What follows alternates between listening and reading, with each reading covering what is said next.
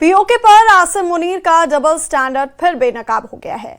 सूत्रों के हवाले से खबर है कि पाकिस्तान की सेना ने आसिम मुनीर और शहबाज शरीफ के ऑर्डर पर धरने वाली जगह पर ड्रोन बम गिराए।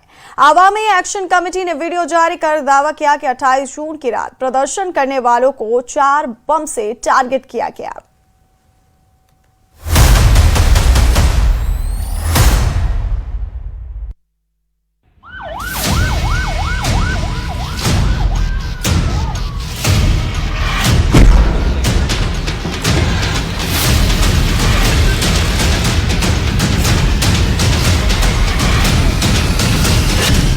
क्वेटा से कराची तक असंतोष की आग, पहले ही बारूद से उड़ रहा है आतंकिस्तान।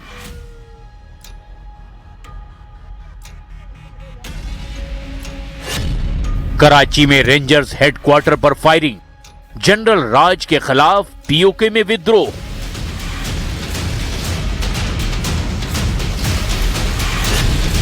सुसाइड अटैक से हिला हेडक्वार्टर, खौफ में मुनीर शहबाज।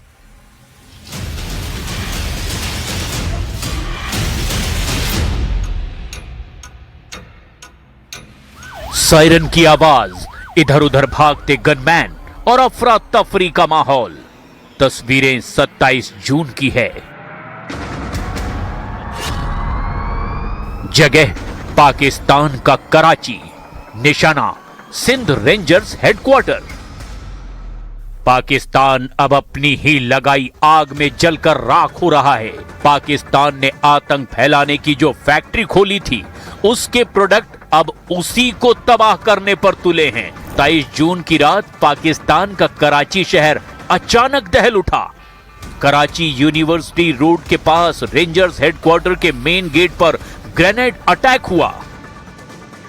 सिंध रेंजर्स के हेडक्वार्टर पर धमाके हुए और धमाकों में 3 से ज्यादा पाकिस्तानी रेंजर्स मारे गए।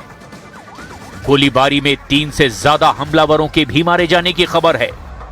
हमले की जिम्मेवारी जमात उल अहरार पर थोपी गई है। ऐसे हिल गई है तो मैं बेटे को देखने आ गया। अमूमन बच्चे खेल रहे होते हैं तो देखा तो भाई गेट पर ना तो ज़्यादा ही हालात ख़राब थे। गेट रेंजर से टवाड़ हो गया तो इतनी शदीद किस्म की फायरिंग स्टार्ट हुई थी, इतनी शदीद किस्म की फायरिंग स्टार्ट हुई थी कि मैं खुद भी डर गया था। फिर बच्चा मिला, बच्चे को घर लेकर गया। फिर वापसी में आए, यहाँ पर छुप छुप के देख रहे थे तो तकरीबन 2-3 धमाके अंदर और हुए। फिर मौके पर रेंजर्स भी पहुँच गई अल्हम्दुलिल्लाह। तो अभी सुनने में आया है कि तकरीबन सारे ही जहन्नुम हासिल हो। जहां आतंकी आकाओं की अघोषित सत्ता है, जहां बात बात पर आत्मघाती बम बनकर फट जाते हैं, जहां फौजी जनरल बंदूक और बूटों के दम पर राज करते हैं, वहां ऐसी घटनाओं का होना तो आम बात है। लेकिन पाकिस्तान का दोहरा चरित्र देखिए, बिना सबूत भारत पर आरोप लगा रहा है। पाकिस्तान के बेबुनियाद आरोप को विदेश मंत्रालय ने सिरे से खारिज कर दिया। साथ में ये नसीहत भी दे दी, दूसरों पर उंगली उठाने से पहले पाकिस्तान खुद अपने गिरेबान में झांक कर देख ले।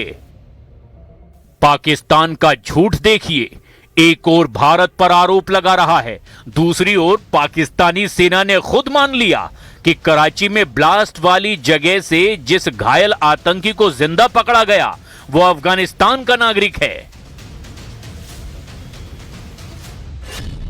कराची में ब्लास्ट, पीओके में बवाल।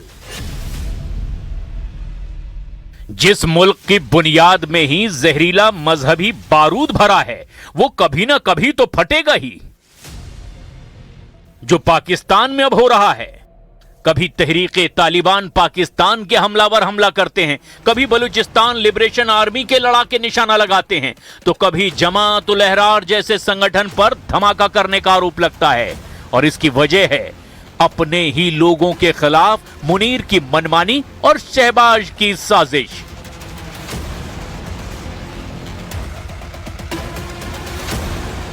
पाकिस्तान और पाकिस्तान के कब्जे वाला कश्मीर सुलग रहा है। बलूचिस्तान के सिंध तक, क्वेटा से कराची तक विद्रोह उबल रहा है। खासकर पीओके में विरोध प्रदर्शन बढ़ता ही चला जा रहा है। पाकिस्तान के कब्जे वाले कश्मीर में जारी विरोध प्रदर्शन 27वें दिन भी लगातार जारी है।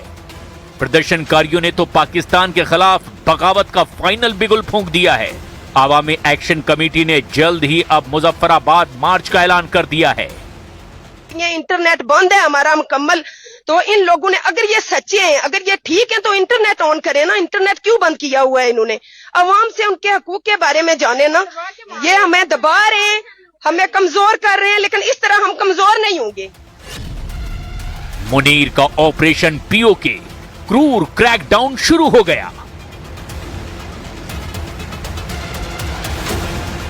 मुहर्रम के दौरान 3 दिन की राहत के बाद पाकिस्तान रेंजर्स का क्रूर क्रैकडाउन फिर शुरू हो गया। रात भर छापेमारी की गई, 28 कश्मीरी युवकों को गिरफ्तार किया गया। जनरल का जुल्म देखिए, मुनीर के रेंजर महिलाओं तक को नहीं छोड़ रहे। 5 महिला कार्यकर्ताओं को गिरफ्तार किया गया। पीओके में बगावत, जनरल राज के खिलाफ खुला विद्रोह। इसके बाद रावलाकोट समेत कई इलाकों में सैन्य विरोधी प्रदर्शन तेज हो गए।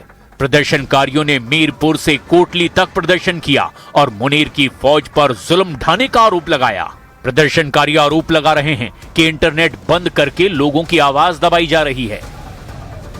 कोटली के अंदर बिलखसूस कमोल के मुकाम पर पाकिस्तान की जो दहशतगर्द फोर्सेस हैं, उन्होंने हमारी माओ बहनों को असार में लिया हुआ है और उन दहशतगर्द फोर्सेस हैं उनको भी जो है वो कोटली के मुख्तलिफ इलाकों में बुलाकर इस वक्त कमोल के मुकाम पर, बलिया मल्ला, शाही मल्ला, मिलाद चौक के मुकाम पर हमारी खवातीन के जो इत्याजी मुजाहरे जारी हैं, उनको असार में रखा हुआ है।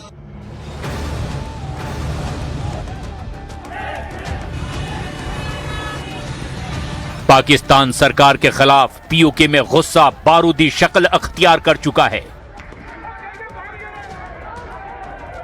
रावलाकोट में जून की शुरुआत से ही शुरू हुआ यह बवाल अब बढ़ता ही जा रहा है।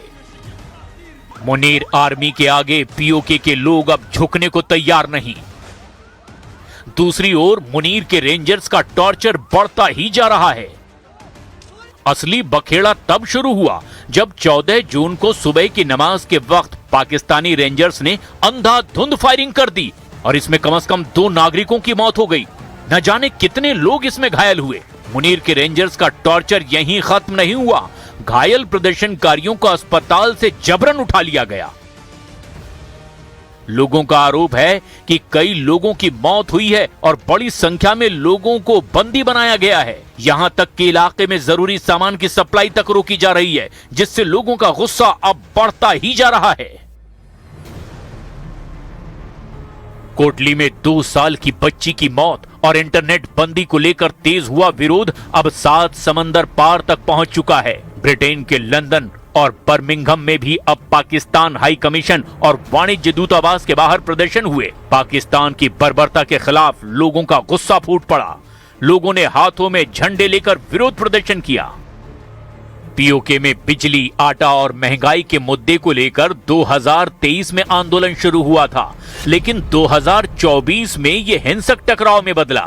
2025 में ये मामला और ज्यादा भड़क गया और अब 2026 में ये सीधे पाकिस्तान के कंट्रोल को चुनौती दे रहा है। हजारों लोग सड़कों पर हैं। महिलाएं, बच्चे और बुजुर्ग तक अब मुनीर और शहबाज को सबक सिखाने को बेताब हैं। पाकिस्तान के कब्जे वाले कश्मीर में विद्रोह के साथ बलूचिस्तान में भी बगावत की आग बढ़ती जा रही है। एक ओर बलूचिस्तान लिबरेशन आर्मी के लड़ाके मुनीर की फौज को पीट रहे हैं, तो दूसरी ओर बलोच मानवाधिकार कार्यकर्ता महरंग बलोच को उम्र कैद की सजा ने आग में घी का काम कर दिया है। महरंग बलोच को उम्र कैद की सजा सुनाए जाने के बाद अब अंतर्राष्ट्रीय स्तर पर विवाद खड़ा हो गया है। बलोच अधिकारों की मुखर आवाज मानी जाने वाली महरंग के समर्थन में अब दुनिया भर के मानवाधिकार और राजनीतिक संगठन खुलकर सामने आ रहे हैं। बलूचिस्तान के लोग खुलकर पाकिस्तान से आजादी की मांग कर रहे हैं। ये फिर हमारा हमदर्द मुल्क कैसे हो सकता है?